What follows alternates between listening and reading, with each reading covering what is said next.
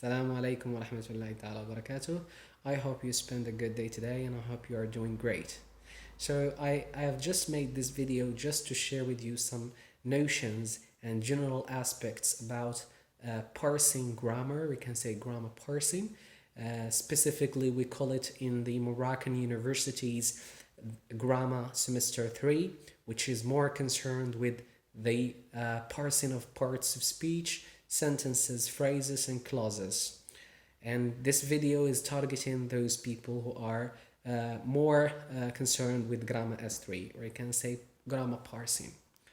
Of course, grammar semester 3, we can say parsing, is a very important aspect and component in every language, not only English language. Because when we talk about parts of speech and we talk about parts of sentences and parts of phrases and the mechanisms, or we can say the syntactic processes and morphosyntactic processes, we are not concerned only with English language. We are concerned also with every language in this world, because a language cannot be a language only if we have parts of speech, and the parts of speech is the small hierarchy region, if you want to say. Then we start moving from place to place, parts of speech, phrases, clauses, sentences, and discourse analysis, or you can say discourse speech, either spoken speech, or you can say written speech. So grammar S3, as I've stated before, is very important in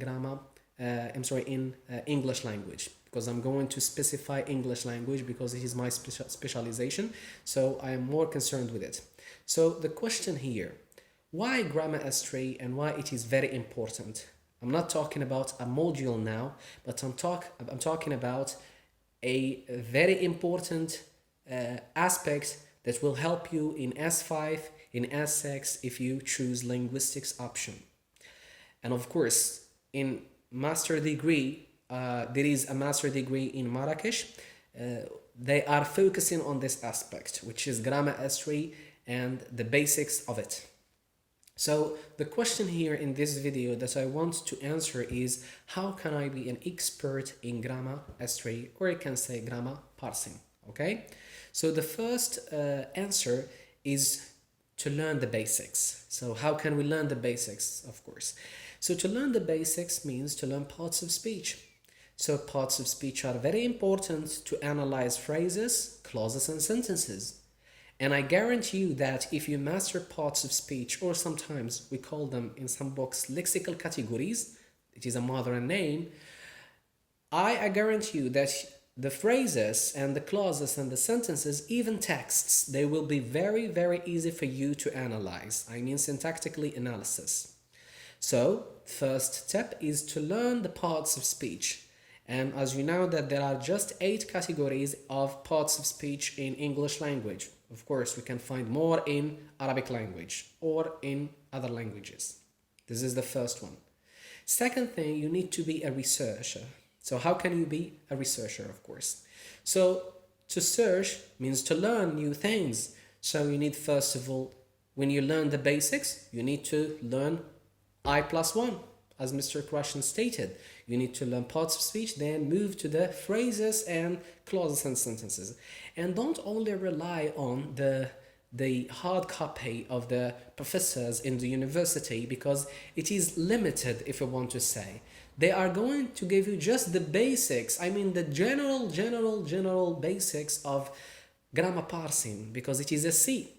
So you should not only rely on the hard copy of the professors in Moroccan universities or any university in this world, because it is limited, and that's what we call formal education, which means we are going to teach you just these aspects just to move and to make your module accepted, and you move to S5 and S6 and so on, and to have a BA degree in the final aspect. So you need to be a researcher. Why? Because you need to expand your knowledge about the grammar S3, or you can say the grammar parsing. You will find a lot of things, and you will find yourself that you are an ignorant person.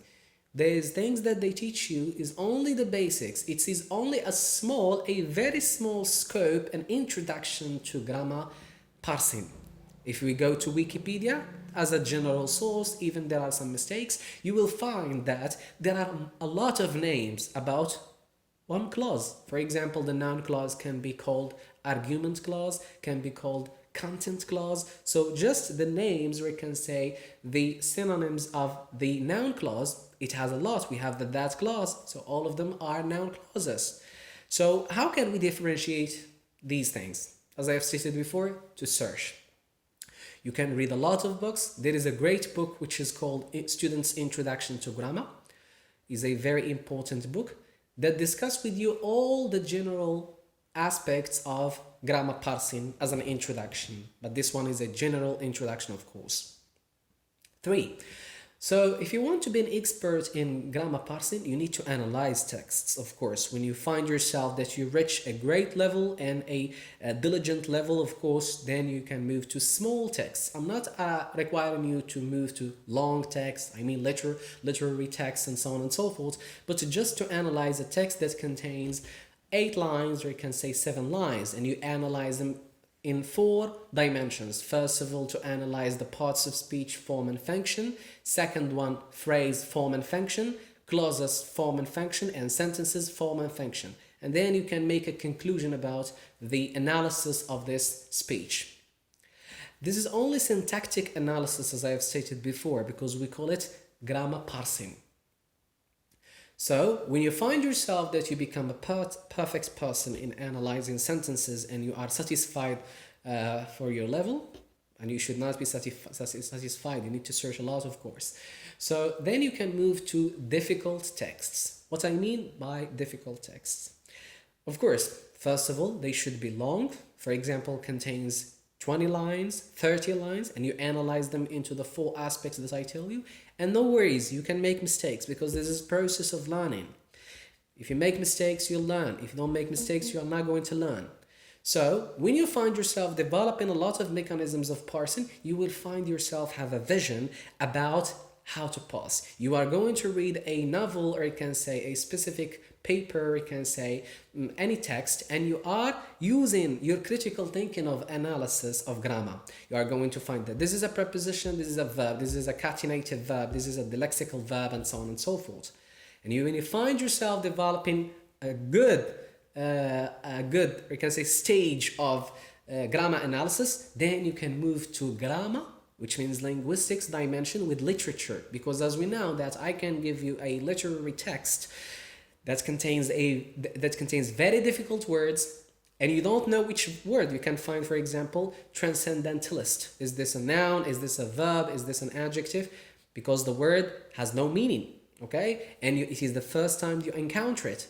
So when you find yourself become a good parser of grammar, then you can move to combine literature with linguistics so as to understand new processes that is embedded in the literary works of Shakespeare, for example, Hemingway, and so on and so forth. You'll find yourself in another world. You are not going to find yourself not only analyzing the word itself, is it a preposition or a conjunction, but you will find the meaning. You need first of all the meaning, then you can identify which part of speech. Is it adjective or verb or something else? So when you find yourself great developer in analyzing grammar, grammatical structures of literature, of course, then I can guarantee you that you become an expert person in analyzing sentences in English language. And that's what you call in Arabic language al-i'rab, okay? So, of course, this will open doors. You are going to find yourself learning more about syntax, like the trees. Maybe you will find new theories. And that is the very important point in this video. If you work very hard in grammar parsing for 1 year, I guarantee you that you will beat all those people around you. How can this happen? Of course, this will happen because you work each day for 2 hours and 1 hour in analyzing text, and those people are watching TV, or you can say they are watching video games, or you can say football games. You are analyzing. They are going to learn to enjoy themselves, and you are working. So 1 year, I can guarantee you will beat all those people around you, and you will be expert. For 20 years, or I can say 25 years, you will find yourself developing new theoretical aspects in the English language. Don't tell yourself that English language is very difficult and I should not develop a theory because it is not my mother language. Don't tell yourself this, because why we call it the mastery of something? Because you start moving to a door, I can say, to move into a specific place that is very important for you, and as a result you'll find yourself unconsciously developing new things. Of course, people at the beginning, they will not believe that these things are from you, but one day you will they will accept this thing, okay, by the help of Allah. Of course, just keep working and everything is going to be great. So thank you so much and see you then inshallah ta'ala. Jazakumullah khairan.